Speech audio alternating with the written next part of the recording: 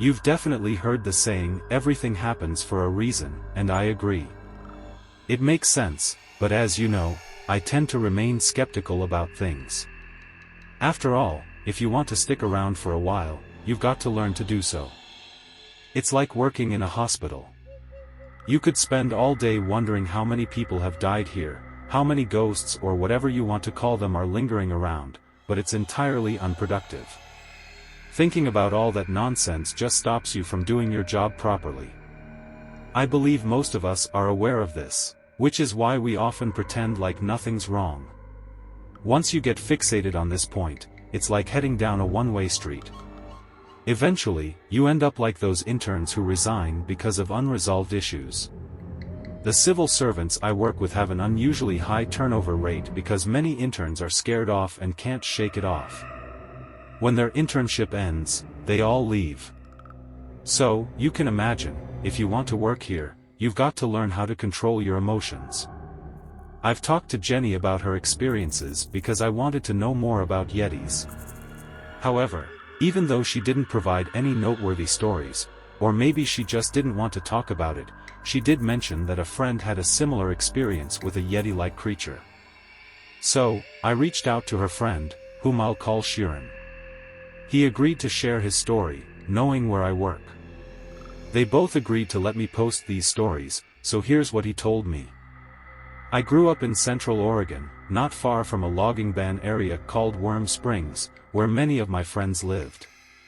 The land was divided among different settlements, and when I was young, we often went camping there. Of course, we didn't dare camp near the indigenous villages, but I still got to know many kids who grew up there. One close friend was Nolan.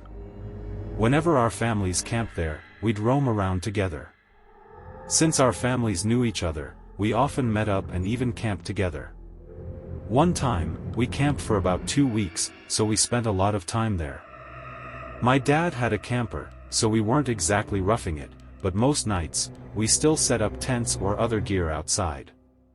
I didn't like staying inside the camper. You've got to sleep outside to really experience nature. One year, when Nolan and I were about 12, we camped by the river to try some fishing. I think we were about 3 miles from the main camping area, just far enough to avoid other noises. Those days, I felt particularly restless, but I can't remember why. Anyway, we finally got a fire going, which was quite an achievement for us. Nolan had brought some flint or something to start it, and seeing someone actually light a fire was cool. So, I asked him to teach me how to use it, and we tried lighting stuff. Looking back, it was pretty stupid, considering it was summer and the fire hazard was high. But luckily, we didn't cause any major accidents. After dark, we sat down and started chatting about typical 12-year-old stuff. I vividly remember that halfway through our conversation, Nolan's gaze shifted behind me. He asked if I could see something. Our tent was about 10 feet away from the river on the west bank, with about 20 feet to the east bank. Even though it was summer and hot, the river was still cold, which is important. I turned to look and indeed saw something walking into the water on the other side. From our distance, it looked like a deer, but in the flickering firelight, it was hard to tell. I stood up to get a closer look and saw a bunch of antlers, so I figured it was a buck. But it still seemed odd that it was wading over, heading straight for us. I asked Nolan what we should do, but he just stared at the fire weirdly. He told me to sit down and shut up, which I did, because he'd never acted so strange before. Then he quietly told me to ignore it and pretend we were still chatting, but in that atmosphere, I didn't know what to say. So, he started talking about some TV show scenes, but I could still hear the deer approaching, which made it impossible to focus on the conversation. I kept glancing over my shoulder, and he kept hitting my arm, telling me to focus on him. I wasn't really scared at the time, just confused. That's when I heard the deer come out of the water, and I finally saw what it was. Okay, it definitely wasn't a deer because it was walking on 2 legs. I was terrified and stood up instinctively. Nolan pulled me back down and raised his voice, talking about TV shows. But I could tell he was scared too, maybe even more than me. He moved closer to the fire and started poking the wood with a stick to make it bigger. Then he quietly told me not to talk to it or believe anything it said, no matter what. I saw it getting closer, now standing behind Nolan. Seeing that, I almost wet myself. If I had been alone with that thing, I would have run away for sure, but I didn't want to leave Nolan. So, I stayed put and kept stealing glances at it. It wasn't very tall, but its movements were strange, like its center of gravity was all wrong. I can't describe it accurately, but every move it made seemed exaggerated. It just stood there quietly behind Nolan for a long time, so long that even Nolan eventually ran out of things to say. We sat there in silence by the fire, which continued crackling softly. But I think I heard a barely audible voice. I don't know what it said, but it made me instinctively move closer to Nolan, who was also moving closer to me. At that moment, I saw its eyes. They were cloudy and milky white. Just like the scene in the movie Beetlejuice where all the dead people rush toward Frodo when he falls into the water. That thing's eyes were just like those dead people's eyes. So, what I saw were those eyes swirling above Nolan's head, and above them slowly emerged a pair of blurry antlers. I don't know how scared I looked, but almost simultaneously, Nolan and I, as if we'd planned it ages ago, both stood up and ran back to the main camping area without looking back. My pants were soaked with pee, so I just took them off and threw them into the bushes on the way back. We only stopped when we saw my dad's camper and made sure nothing was chasing us. Then we finally caught our breaths. I asked Nolan what that thing was, and he said he didn't really know, only that his grandpa had warned him never to talk to anything approaching him in the desert and to never believe anything it said. He asked if I had heard what it said, and I said the only thing I understood was, "Help you." That night, we slept with our parents in the camper, and the next night, we all left. We didn't encounter any other strange noises. This incident taught me that Yeti legends can manifest in many forms. There's a saying that fits it perfectly: Yeti is just a lonely soul in a desolate place. So, whenever I'm in some remote area where there's no one else within 100 miles, I feel a strange hunger deep inside me. I don't know if anyone else has experienced this, but it's like a desire desperate to be consumed, yet not by anything specific. It's even weirder than that. It's a desire that emanates from the depths of my soul, howling to be fulfilled. So, after that, I kept trying to dig up more info on the faceless dude. If possible, I wanted to find out more about similar stuff. I asked everyone in my circle of friends, and one of them told me about this one time when he was doing maintenance work at the park he was working at, and he saw something kinda similar. So, we decided to meet up in town for dinner. There were 5 of us in total, me, this friend of mine, and 3 others. Anyway, my friend was busy repainting the consultation desk, and then he heard a guy asking him where the nearest campsite was, but he was up on a ladder and couldn't turn around, so he just told him there wasn't any campsite nearby, and if he really wanted to camp, he should keep walking along the road for about 4 miles to another park. She asked if he needed any other help, and the guy said no thanks, then thanked her and left. My friend kept painting, but her ears were still alert. She said she never heard the guy leave.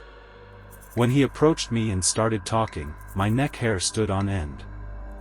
I don't know why, but I just had a really uneasy feeling about the whole thing and just wanted to finish painting and get out of there. Maybe part of it was because I had my back to him, so I didn't feel safe, but I still felt like there was a weird smell in the air even before he started talking to me. It was like the smell of rust from blood being stored for too long. I looked around to see what could be causing it but couldn't find anything suspicious, so I just decided to wait for the guy to leave. But I couldn't hear him leave, which made me feel like he was still standing right behind me, watching my every move. So, I asked him again if he needed my help, but he didn't respond. I knew he was still there because I didn't hear him leave, so I finally turned around to see what the heck was going on. I admit my brain kinda short-circuited in that moment, but I can swear to you, when I turned around and saw him, the dude didn't have a face. He had no features, his face was almost concave, and it was unnaturally smooth. My heart was pounding so fast I could barely think straight because my brain couldn't process what I was seeing. I knew I had to say something, but my brain was just blank. Then suddenly, the guy turned back into a normal-looking person. I must have looked like crap at the time because he even asked me if I was okay. Of course, I just said something like, "I'm fine," and then he asked again where the nearest campsite was, and I pointed him in the direction of the park next door, but he gave me this look like, "I'm not from around here. Can you take me?" That's when I knew something was seriously off because there's no way this guy could have just wandered over here and not know where he was, especially since there were no parked cars around. So, without saying anything else, he just walked away at a brisk pace, but he didn't leave the park. He headed towards the damn woods on the side, so I quickly climbed into my damn truck and got the hell out of there. I didn't even bother finishing the painting or whatever. As I drove away, I kept my eyes on the rearview mirror to see where he went, and I saw him standing in the middle of the road. I don't know how he moved so fast, but I could tell you for sure that the dude had no face. He just watched me leave, and as I turned the corner, he took a big step backward into the woods and disappeared into the darkness. It was like he just vanished into thin air. Funny thing is, after Sky finished his story, another friend immediately started a new topic, but this time, the story took a slightly different turn. You know, a while back, I had a similar experience. I was out scouting for some missing person, following a lead to this unfamiliar area. I must have been alone for about 2 hours, not seeing any of my teammates, so I wasn't really paying attention to where I was going, just focused on the ground, looking for any clues. Then I climbed up this little hill, and out of nowhere, this guy appears right in front of me, an old man, maybe in his 60s. So, I apologize for almost bumping into him, but then I noticed his face. I guess I must have looked like a total idiot because I just stood there staring at him dumbfounded for what felt like ages before I finally realized something wasn't right. Because at first glance, I just thought this guy's face was way too wide. I know it sounds weird, but that's the only way I can describe it.